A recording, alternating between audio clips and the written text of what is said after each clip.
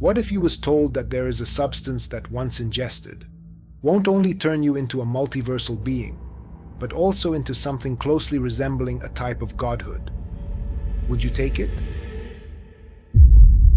According to legend, there's a rare type of metal once harnessed by ancient Sumerian and Egyptian priests that allowed them to bend space-time, exist outside of our three-dimensional reality, and potentially make themselves immortal. Referenced in the Quran, Torah, and Bible, the substance is believed to have since been lost to history. But what happened when one man in the late 1980s claimed to have discovered a variant of this impossible gold, and then allowed it to be administered to several terminally ill individuals? What begins as a court case about medical malpractice descends into something far darker. A horror story tied to the most powerful books on magic written in medieval Arabia.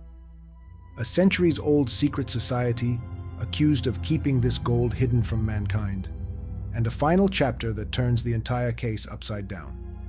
A twist ending that goes beyond a connection to an elite bloodline of power, to a hypothetical scenario where the DNA of the global population gets completely rewritten.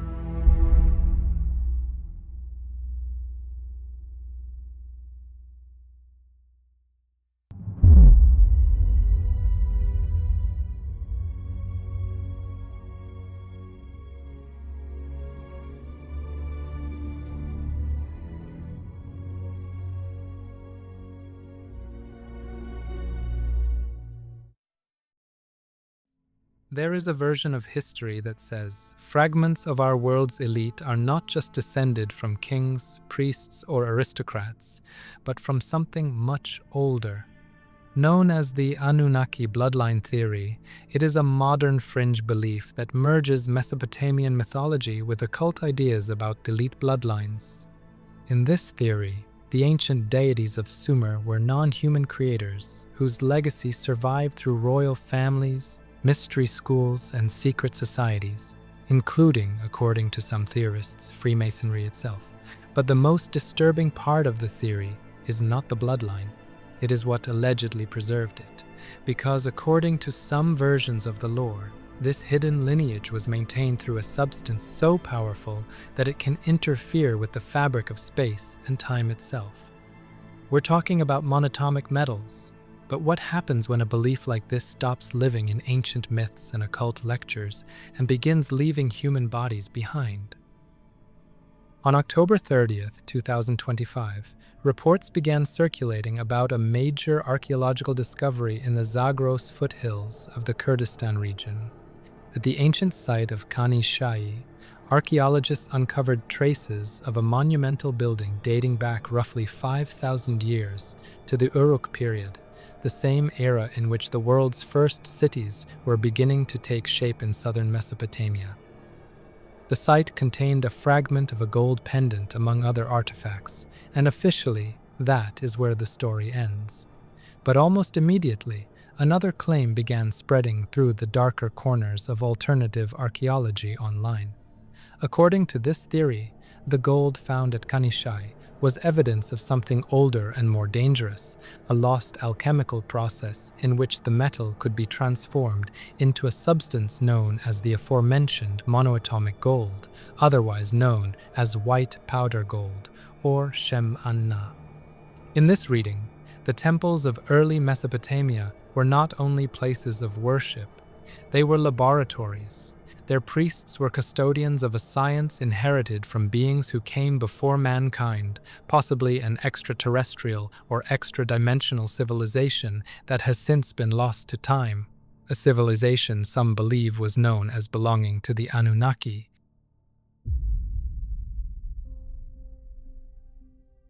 For those of you who don't know who I am, my name is David Hudson. I'm a third-generation Finnish cotton farmer. I got involved in this quest about 1975 in doing analytical work on natural product on our farm. You have to understand, I am not a chemist. I have never studied physics. I've never studied chemistry. I'm just the guy that paid for everything. In the early 1990s, an American farmer, a David Hudson from Phoenix, Arizona, announced to the world that he had successfully found a way to harness monoatomic gold, alchemically altering gold into an edible substance, whereupon any mammal that consumed it would undergo an extreme biological transformation similar to apotheosis, a process where a regular human would become relatively godlike.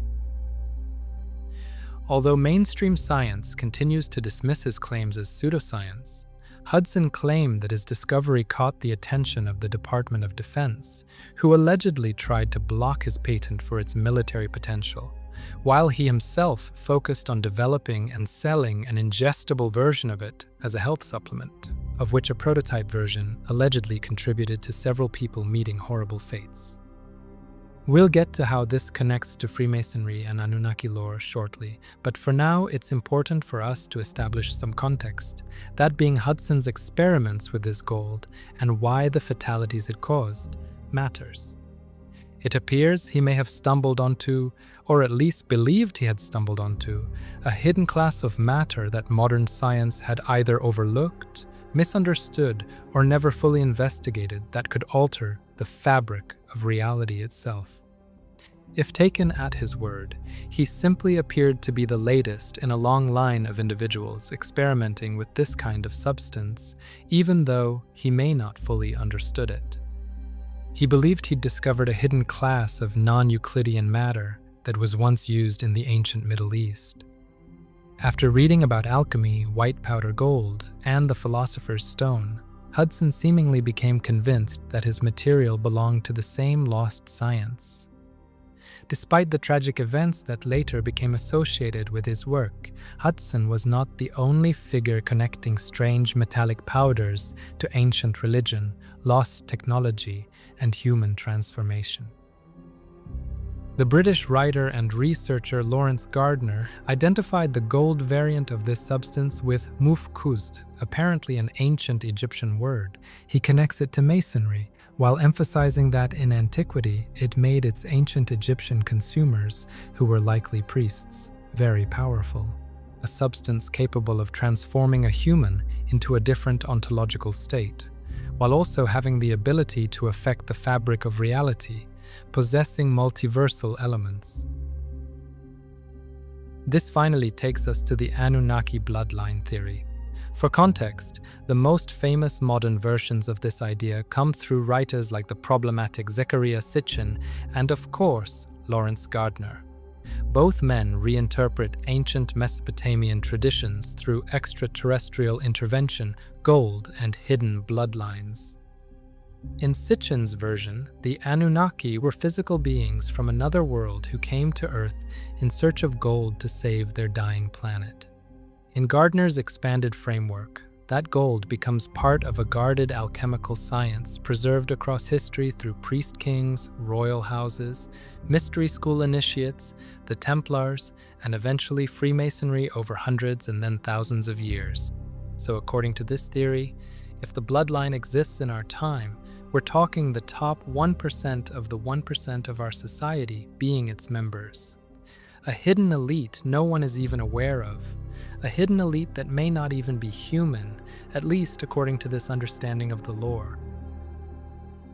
Gardner viewed the Anunnaki not as spiritual beings or fallen angels, but as a technologically advanced alien race. He argued that, after coming to Earth, they used advanced cloning technology to create an elite human bloodline, which he called the Grail bloodline.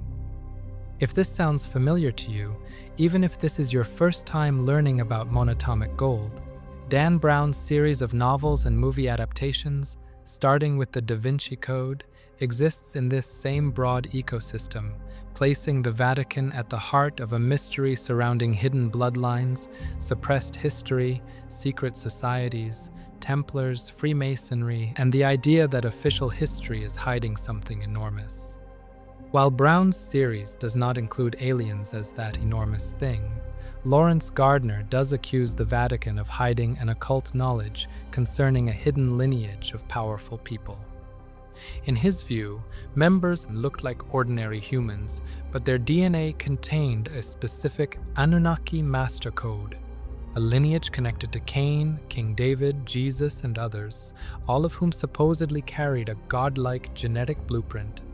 Gardner claimed that monoatomic gold acted as a superconductor for the human body. For the royal elite, consuming this white powder supposedly enhanced the pineal gland, granted immense longevity, and allowed the royal bloodline to perceive and perhaps communicate with higher or hidden dimensions of reality. They go on to believe that because for over a millennia, this elite bloodline were intermarrying with ordinary humans, their Anunnaki traits and longevity became dormant or diluted. This is why the gold is said to be sought after and gate-kept. It is an anomalous metal designed to activate only in humans who still carry this hidden DNA, leaving us with the first of many questions. What could possibly go wrong if a regular 20th century human is administered an experimental version of it? Spoiler alert: everything. According to the Phoenix New Times investigation into David Hudson, following the deaths of several people exposed to the substance, the metal was administered by Dr. David Payne to Leslie Burroughs, an HIV-positive woman in Arizona who fell into a coma shortly after receiving it. Before her, the same treatment had reportedly been used on a sick dog, which allegedly made a miraculous recovery before succumbing to its illness after the treatment was interrupted. 2 other terminally ill patients were then administered the metal and later perished, with Burroughs becoming the 3rd human tragedy connected to the substance. When Hudson was later questioned in a court deposition about what was supposed to happen if the substance worked correctly, the attorney specifically asked whether humans would become like gods. He agreed. That detail is important because it confirms that Hudson was not describing an ordinary medicine. If his claims are taken at face value, these patients were being exposed to a substance whose intended effects extended far beyond curing disease, potentially altering human biology, consciousness, and even the individual's relationship to physical reality, as I will explain shortly. What entered the courts as an experimental treatment therefore carried the implications of something far more extreme, an uncontrolled attempt at human transformation, something Gardner would later build upon with regards to the Anunnaki bloodline theory, and something that could, theoretically, cause a type of mass anthropological restructuring event, meaning a biological civilizational collapse that becomes unavoidable once enough of the human population has been exposed to the metal. Why? Well, that will be explained towards the end of this episode, but as for how, we can partially explain that now through Hudson's own words. He claimed the material interacted with DNA and corrected damage from carcinogens and radiation. In his 1995 lecture transcript, he says white powder gold was described as the container of the essence of life, that it perfects the cells of the body, and that precious elements could correct damaged DNA.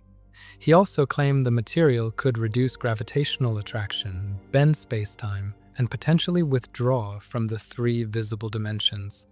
He also connected the material to disappearance and reappearance, saying a superconducting machine with it could move through space-time, withdraw into a 5th dimension where distance and time no longer operate normally, and then reappear elsewhere. He said humans who consumed it after becoming displaced from space-time can still see others, but no longer be visible to them. Here, they would exist on a quantum level, where time does not work normally, making them, from our perspective, technically immortal. Whether Burroughs was ever told about the stranger claims surrounding Hudson's substance is not stated in the available record. By the time it reached her, it appears to have been presented as a desperate alternative treatment for a terminal illness, which makes what happened to her more tragic. Regardless, if Hudson believed this substance could alter the body's relationship to space and time, more ancient occult readings would push the idea into an even darker direction, linking the gold to several instances of madness, unexplained disappearances, and possibly even direct interaction with non-human intelligences, possibly the gatekeepers of this hidden bloodline. Welcome back to this I-24 News Evening Edition. This is One-on-One. Jerusalem is the city where the three monotheistic religions, Judaism, Christianity, and Islam, intersect. But for some, the city's holiness causes psychological distress, Jerusalem syndrome to be exact. What is this syndrome that afflicts dozens of tourists every year? It looks like a British tourist who went missing in the Negev desert last November may be suffering from this very condition. Police initially thought that 29-year-old Oliver McAfee had gotten lost while he was cycling across the desert, but some recent discoveries tell a totally different story. Police believe McAfee has been doing all kinds of ceremonies in the desert that they, quote, can't really understand.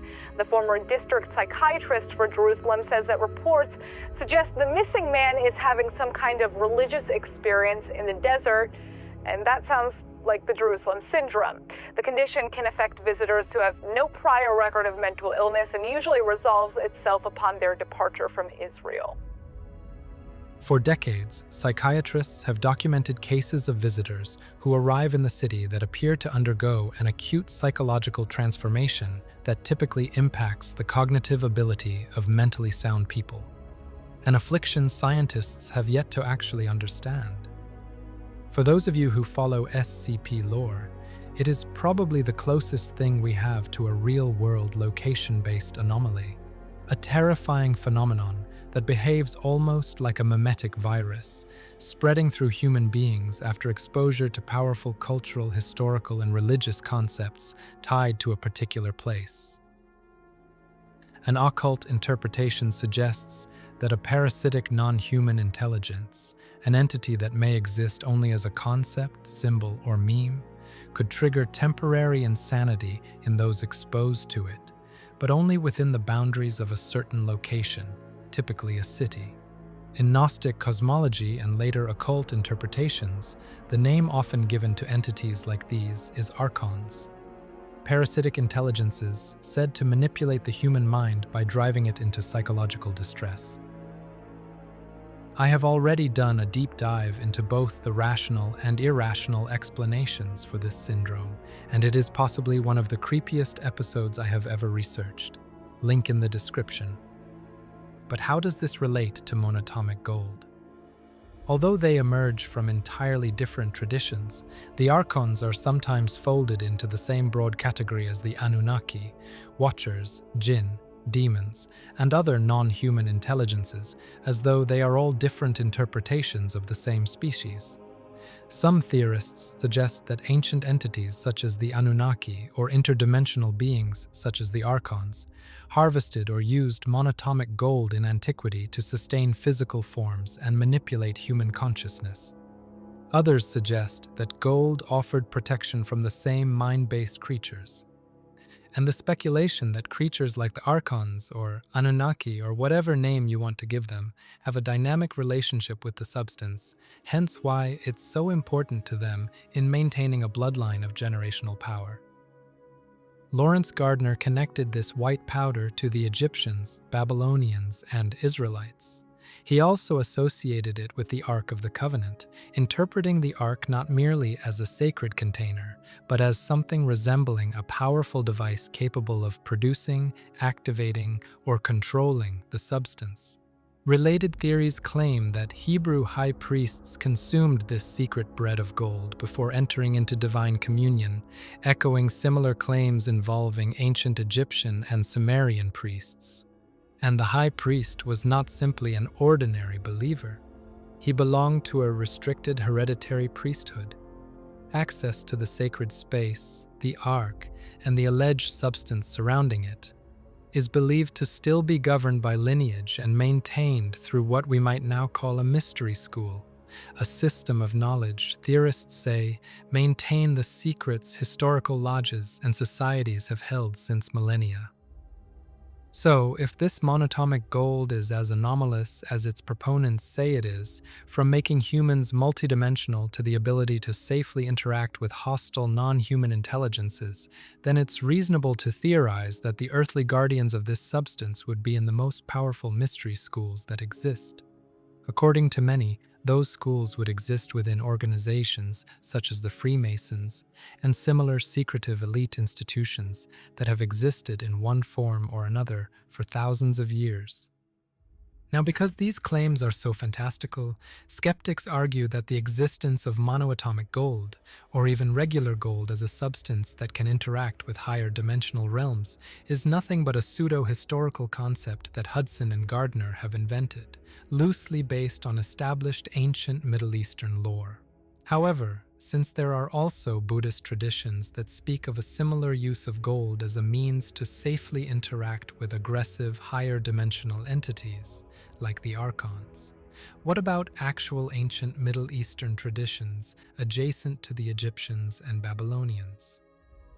Well, it seems that evidence can be found in medieval Arabian occultism, in what this channel has termed the Arabian Shadow Library, a corpus of texts extending from the medieval Middle East into the 21st century, dealing primarily with the occult sciences through the vehicle of magic, a practice that we have to emphasize is prohibited under Sharia and treated as a serious criminal offense in a number of Muslim-majority countries. It is within these forbidden texts everything we have discussed, from the alchemy of monoatomic gold to communication with non-human intelligence and evidence of an ancient lineage converge. These beings are frequently placed under the blanket term Djinn, rightly or wrongly. But within talismanic magic, and by extension talismanic alchemy, communication with non-human intelligences is often presented as an essential part of acquiring or activating hidden knowledge. And within this library of medieval grimoires, we find not only conceptual precursors to the theories of Hudson and Gardner about the alchemical transformation of gold into a substance that can make a human nearly immortal, but also manuscripts hinting at an Anunnaki-type influence that is extra-dimensional and even extraterrestrial.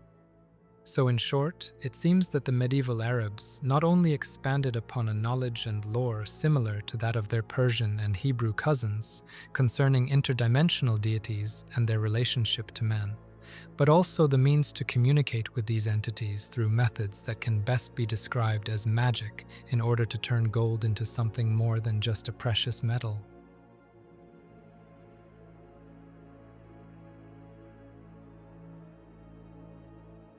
One of the most significant pieces of history connecting the medieval Arabian science of alchemical gold that not only echoes Hudson's and Gardner's controversial claims of extreme human ontological transformation via this metal, but is also historically connected to Freemasonry, is the 9th century science text Corpus Jabirianum. Within this work, everything this episode is about converges here. Attributed to Jabir bin Hayyan, the book details how alchemy and talismanic magic can be used to control anomalous entities. Within this tradition, the elixir is presented as an extraordinarily refined substance derived from minerals and metals, sometimes involving purified gold. It could supposedly alter the fundamental balance of matter, and when applied to the human body, restore its internal harmony. Later interpretations push this further, describing the process almost as a form of cellular purification capable of slowing or even stopping the physical decay associated with aging. In other words, a form of life extension or virtual immortality. And here is where this theoretical Masonic and sacred initiate lineage connection becomes clear. It doesn't just reference the unique properties of gold and its connection to non-human, Djinn-like intelligences, but it also anchors itself to a divine hermetic lineage. A secret passed down through an elite chain of prophets and legendary sages. It was, effectively, a hidden mystery school of knowledge carried over centuries. Now, while Freemasonry has no official mythological nor ideological connection to ancient Arabian occultism, the historical pipeline is obvious. Official history shows that when the Jabirian corpus was translated from Arabic into Latin during the 12th and 13th centuries, European scholars adopted its entire framework, importing the Arabic understanding of Hermes Trismegistus, a legendary occult figure, as the ultimate guardian of hidden wisdom. By the Renaissance, this evolved into a massive intellectual movement known as Hermeticism. And from here, European philosophers came to believe that a singular, secret, ancient truth had been preserved across time by elite initiates, mirroring the exact narrative used by the Jabirian authors. When early Freemasonry emerged in 17th century Scotland and England, shifting from practical stone-cutting guilds into a philosophical fraternity, they borrowed heavily from this Renaissance Hermeticism and alchemy to build their symbolic rituals. So what makes the modern lore of Monoatomic Gold so fascinating is that it isn't actually modern. When David Hudson filed patents for Ormus in the late 1980s, and when Lawrence Gardner claimed the Anunnaki fed monoatomic gold to an elite genetic bloodline, they were using 20th century vocabulary to describe 9th century Hermetic concepts. What Hudson called superconductive monatomic elements is functionally identical to what the Corpus Jabirianum called the white elixir, a perfected state of gold meant to trigger evolution and longevity. The modern conspiracy didn't start in the 90s. It's an echo of medieval Arabian occultism, an expansion of the works of a 15th century alchemist. Now, while the Corpus Jabirianum provided the physical, chemical blueprint for gold and the sacred bloodline of its keepers, medieval Arabian occultism had a second, even darker pillar that dealt directly with the stars and non-human intelligences: the Picatrix. If a sacred initiate lineage that's lasted millions of years exists, this book describes the non-human guardians of that bloodline. On November 16th, 2025, a new deciphering of this medieval Arabic grimoire was published. For centuries, the book has carried a reputation as one of the most mysterious occult texts ever produced.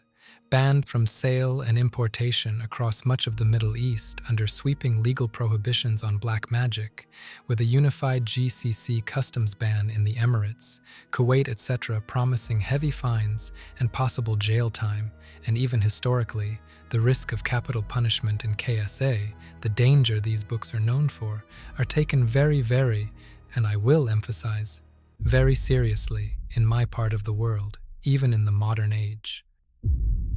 Considered one of the most important occult works ever transmitted from the Arabic-speaking world into medieval Europe, its authorship remains unknown.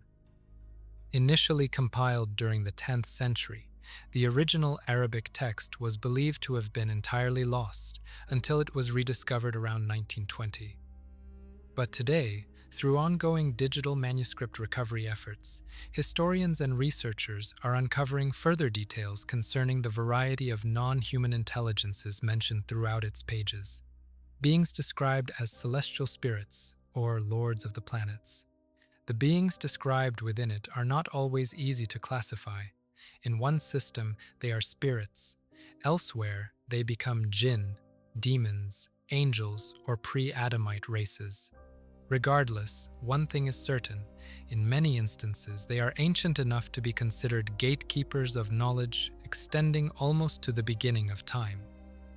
From the perspective of modern ancient astronaut theory, this corresponds with descriptions of the Anunnaki, entities that medieval and earlier observers, possessing no modern vocabulary for extraterrestrial or interdimensional life, may have understood through the language of spirits and celestial beings. This takes us back to Freemasonry, David Hudson, and his Monoatomic Gold experiment. As we've established, within the internal logic of the bloodline theory, the knowledge allegedly passed down by these celestial beings on how to produce actual monoatomic gold is heavily guarded, preserved through mystery schools and secret societies, restricted to initiates belonging to a particular lineage that's possibly either alien or transdimensional.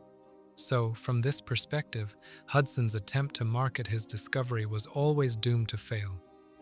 Officially, investigators attributed the deaths surrounding the treatment to very poor medical hygiene, but even within the internal logic of the Anunnaki bloodline theory, this substance was never intended to become a public supplement or an experimental AIDS therapy. And this is where Freemasonry becomes far more relevant than it might initially appear. because strictly based on what Robert Gardner would later write about, it raises the questions: was Hudson merely ignorant or mistaken on what he thought was monoatomic gold? Officially, the scandal surrounding Hudson was framed as a case of reckless experimentation linked to the passing of several individuals. But as this episode has shown, there is a bigger story here. One that stretches all the way back to the ancient Middle East, where Hudson becomes just one figure in a much longer history of people who claim to have discovered monoatomic gold. However, and it is a big however, herein lies the twist. And it is huge.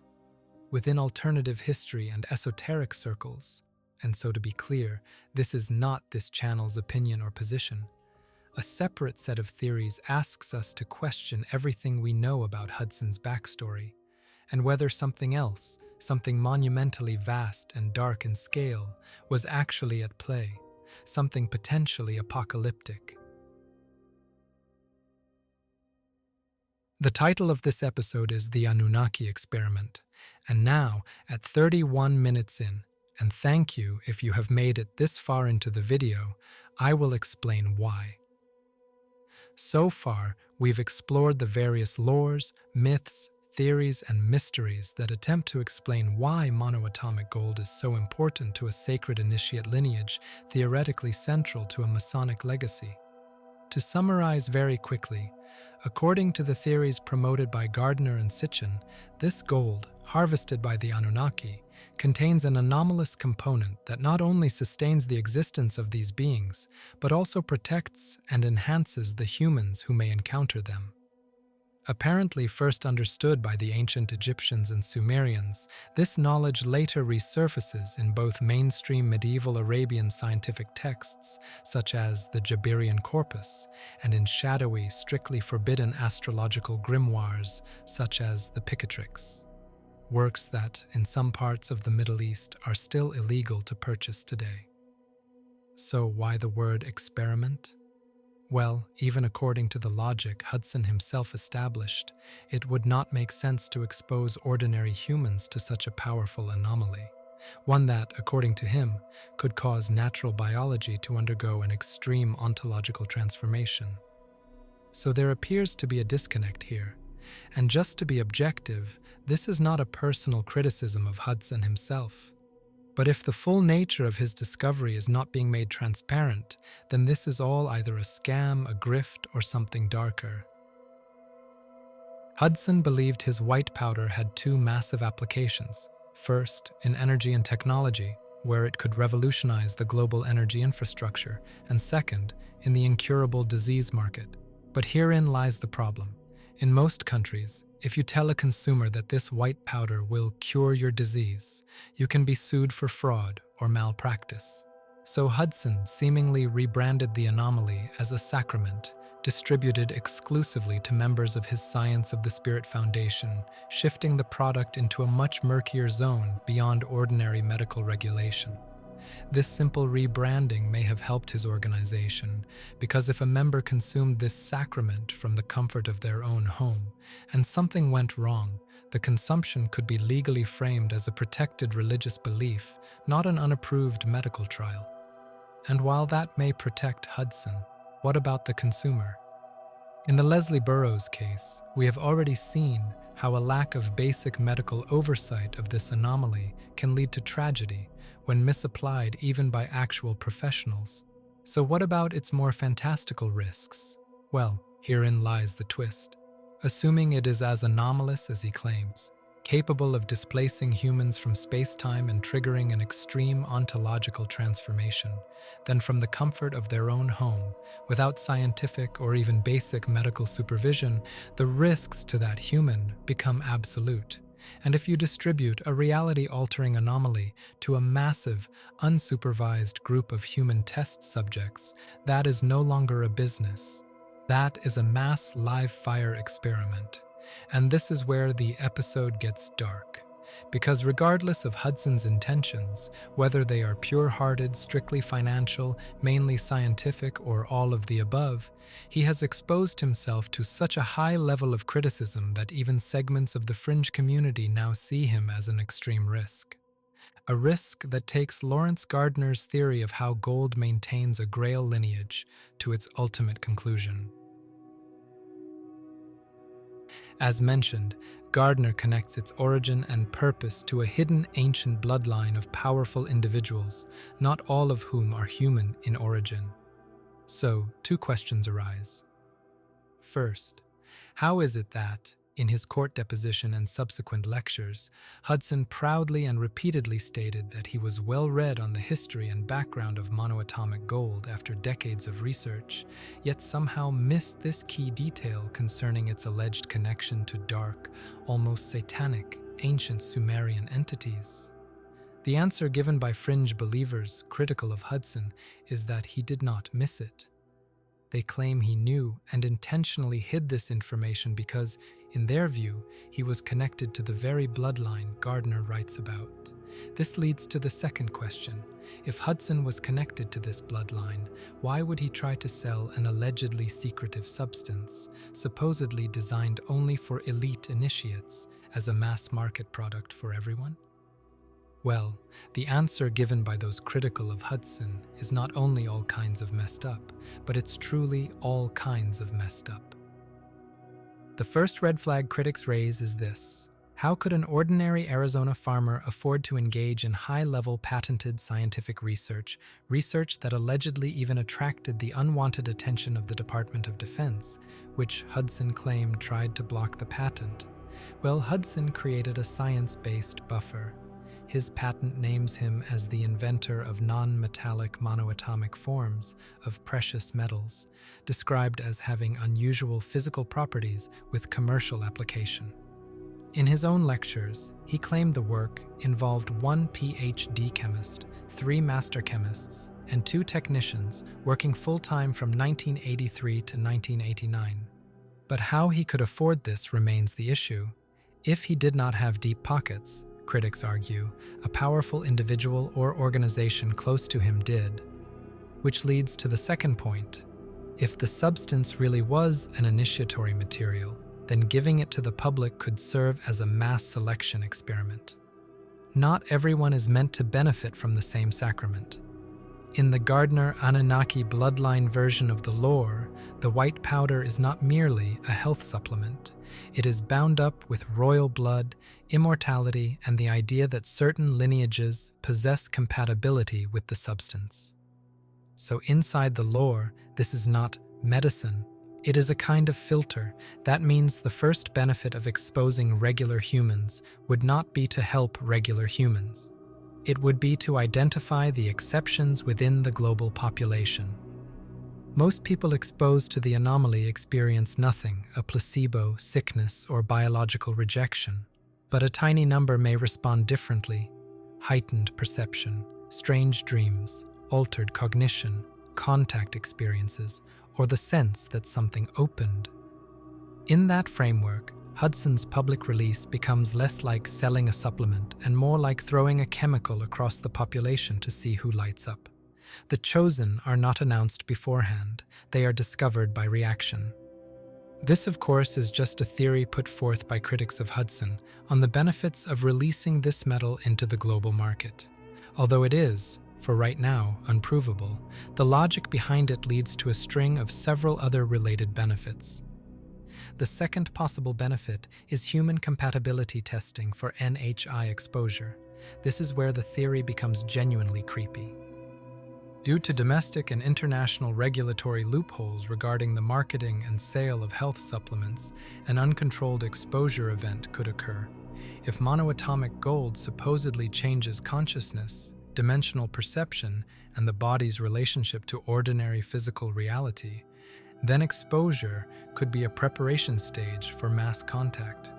The public becomes a field study in who can tolerate proximity to extra-dimensional forces, such as non-human intelligences, without suffering a psychological collapse, similar to those individuals who are infected by the Jerusalem syndrome, for example. Even the more grounded Leslie Burroughs case becomes horrific in this exact context. Phoenix New Times reported that Hudson's material was administered by Dr. David Payne to seriously ill patients, and that Burroughs passed after receiving an intravenous preparation later linked to, according to reporting, sepsis and contamination concerns. In the official reading, that is dangerous alternative medicine. But to critics of Hudson, it becomes a tangible example of an uncontrolled exposure event. This feeds directly into a third possible benefit, which is mass spiritual tagging. This is the darkest but most internally coherent theory. If the white powder is imagined as a superconductive bridge between biology and unseen intelligences, then ingestion could mark the body as receptive. A person becomes easier to influence, contact, and monitor spiritually. In that model, the product is not medicine and not poison. It is a beacon with the body functioning as a biological receiver. This finally leads us to the fifth possible benefit, a consent ritual. In conspiracy lore, especially of the occult kind, consent matters. People invite the substance in. Their purchasing and consuming of it in the belief that it could either make them healthier or even immortal is a type of initiation. A spiritual contract. If the user opens the door voluntarily and the substance is allegedly linked to in-itch eye contact, then consuming it becomes a kind of self-administered covenant. Within this darker fringe interpretation, Hudson is not seen as a naive farmer who stumbled onto forbidden matter. He is seen as the public-facing mechanism of a controlled release. A man through whom an older initiatory substance could be translated into patents, laboratories, alternative medicine, and eventually the bloodstream of ordinary people to alert the elites, whom among the general population is unknowingly one of them. This, of course, all remains wild speculation, and only Hudson can confirm what is and what is not real. From what I can gather, Hudson's original project, which went under the name of Ormus, appears to have ended as a controlled scientific commercial venture. The patent trail lapsed, and a planned industrial plant to mass produce the Anomaly by the end of the 90s never materialized. What survived was a decentralized online supplement and occult marketplace using the branding of Monoatomic Gold and Ormus, completely disconnected to Hudson's original Anomaly in every way, except name. Here, merchants are seemingly filling bottles of liquid mineral sea salt, sometimes with traces of actual potable gold and other active herbal ingredients, and selling this online. While Hudson himself, at least as of 2026, has completely vanished from the public eye. So while some of these sea salt liquids may produce mild herbal or placebo-type benefits, they are not going to turn any human into an immortal, multidimensional being. They are not going to attract the attention of non-human intelligences. At least on that last matter, we hope not. But in a time when actual UAPs, secret programs, military encounters, other types of non-human intelligences, and government disclosure are no longer confined to the fringe edges of the internet. The same questions we've been asking this episode are now being publicly discussed by everyone, and all can be boiled down to these three words. Are we alone? Or have we been interpreting the same anomalies through different symbols all along? That is where the next episode begins. The Arabian Gulf, and the truth behind what the US government has quietly documented about alleged non-human contact, anomalous craft, and unexplained encounters across the MENA region for more than half a century. Anyway, what do you think? Do you believe in the claims Hudson made about monoatomic gold as a genuine anomalous substance, or is it just snake oil? And if you do believe it is real, what do you think about the strange claims that has since arisen that he is maybe a Masonic initiate or agent who at one time was manufacturing a product that if exposed to enough of the population could completely alter the direction of humanity? Also concerning the gatekeepers, the Anunnaki, aliens, demons, or just a myth? Leave a comment, like, share, and especially subscribe, as I'm now firmly on the road to 400,000 subscribers. So thank you so much for the support, and inshallah, I will see you in the next one.